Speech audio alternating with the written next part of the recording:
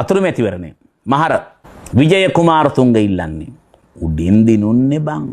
ජේ.ආර්.ගේ පැත්තෙන් කමල වර්ණ ජයකුඩි මට මතක තරමින් ඉල්ලන්නේ. ඡන්දේ ගණන් කරනවලු. මුළු රටේම අවධානය මහර අතුරු මැතිවරණයට. විජය සෑහෙන ඡන්ද ගානකින් දිනුනු. අතුරු මැතිවරණයක්නේ. රෑ 9:10 වෙද්දී වැඩේ අහු වෙනවා. එතනට ඇමතිවරයෙක් ජේ.ආර්.ට කෝල් එකක් ගත්තලු. සර් අපි පෙරදි. ජේ.ආර්. කෝල්. ආයෙ ගණන් කරන්ට. ආයෙත් ගණන් කරා. ගණන් කරාම දෙවෙනි වතාවෙත් විජය දිනුනු. උඩින්ම දිනුනු සෑහෙන වැඩි ඡන්දලු. ආයෙත් කතා කරා. දැන් සාමාන්‍ය වෙලාව කලින් 10ට ගත්තා නම් දැන් අඩු ගානේ පැය දෙකක් ගියා නම් 12 විතර වෙලානේ. ආයෙත් අර ඇමතිවරයා කෝල් කරාලු ජේ.ආර්.ට. සර් අපි පෙරදි. මට ආයෙ කෝල් කරන්ට එපා. දින්නකම් ගණන් කරන්ට කිව්වලු. කියලා විනාඩි 10ක් ගිහලා ලයිට් ගියා. කොයිද? ඡන්ද මධ්‍යස්ථාන ගණන් කරතන.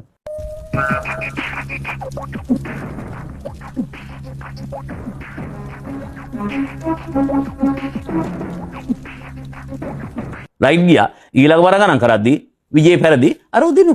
හරි.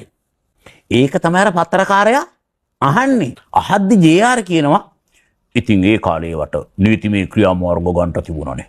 අන්තිම ප්‍රශ්නේ ජේ.ආර්.ගෙන් අහන. මට මතක තිබිච්ච අර තුෂාර ගුණරත්න අහපු අන්තිම ප්‍රශ්නේ. ඔබතුමාගේ මොකක්ද අවසාන බලාපොරොත්තු? ජේ.ආර්. මොකක්ද කියන්නේ? සම්මා සම්බුද්ධත්වයට පත් වීම.